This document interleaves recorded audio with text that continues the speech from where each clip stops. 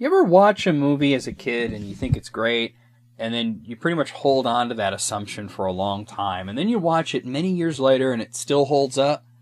Yeah, it's not Superman 2, sorry. Superman 2 is pretty much the second half that you knew was coming. The first Superman movie had to do with Lex Luthor trying to destroy California, turning his worthless desert real estate in Nevada into valuable beachside property. A dumb plot, but an excellent movie because of Richard Donner's grandiose direction. What you might remember is that Superman had a whole long intro on Krypton where three criminals, Zod, Ursa, and Non, were banished to the Phantom Zone. That was clearly laying the groundwork for a sequel, something Richard Donner immediately started working on. The problem? Richard Donner was fired by the studio because they never liked his serious take on the Superman character. They felt that a comic book movie should be, well, comic. Superman should be more goofy and full of lighthearted humor, so Donner was ousted and replaced. What's funny is the series would get increasingly silly from here on out, but each movie made less and less money. You'd think they'd learn from that. But instead of saying, people don't like us trying to turn into a comedy, they thought, it's not silly enough. Well, Superman 2 isn't bad, but it really isn't great either. In this movie, some terrorists in Paris threaten people with a nuclear weapon, and Lois Lane is there because, of course, she is. Superman shows up and saves Lois, arrests the terrorists, and sends the nuke flying into space, which explodes without killing anyone. The problem is the shockwave from the blast shatters the Phantom Zone where Zod, Ursa, and Non are, and they come to Earth, discovering that they have amazing powers and start terrorizing people. Lex Luthor breaks out of prison in the dumbest way possible. He sneaks out into the yard, and then his female sidekick picks him up in a hot air balloon. Apparently, the guards forgot they have guns.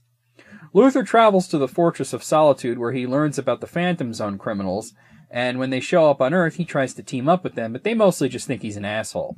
Zod pretty much takes over the world, and the world wonders, where's Superman? Well, he's out of commission for a while because Lois figured out his secret identity, and they're at his place banging. He tells a hologram version of his Kryptonian mother that he's in love with a human, and she tells him that to be with her, he has to give up his powers. Why? I mean, I guess because the plot demanded it, right? But seriously, what stops Superman from being like, haha, it's great, Mom, but with all due respect, you've been dead for a long time, and there's no reason whatsoever for me to give up my powers. His power loss is supposedly permanent and irreversible, so Clark and Lois go off like a bunch of newlyweds, though of course the first thing the now mortal Clark Kent does is pick a fight with some asshole and gets his ass kicked. Yeah, you should have kept your powers. He finds out about the three Kryptonians, and he heads back to his fortress, sans powers, to somehow try to get them back. And he does. How? How the hell should I know? He just shows up, yells a bunch, he sees the green crystal he used to make the fortress lying on the snow, and then the next time you see him, he's got his superpowers back. It's never explained. Superman fights the trio in some really bad action scenes, but they capture Lois, and at Lex Luthor's request, they all go to the fortress. Lex seems to be sick of being picked on and is changing sides, and Superman tells him to try to lure them into the power-draining chamber, but of course he betrays Superman because he's a dick. But Superman knew this, and he had reversed the chamber so that the three lose their powers and he's safe. And they're killed off by punching them into these random ravines that happen to be littered all over the fortress. In the end, suddenly Lois decides being Superman's girlfriend is really awful and she won't stop crying. There's literally no reason for her to be upset, but she's just like, I don't know, she just is. So Superman kisses her, and that somehow erases her memories. At this point, you just accept it because in this movie, Superman has a new power in just about every scene. Apparently, Kryptonians can not only use their heat vision, but also levitate objects with their eyes, throw their chest insignias to ensnare people, and the amnesia kiss.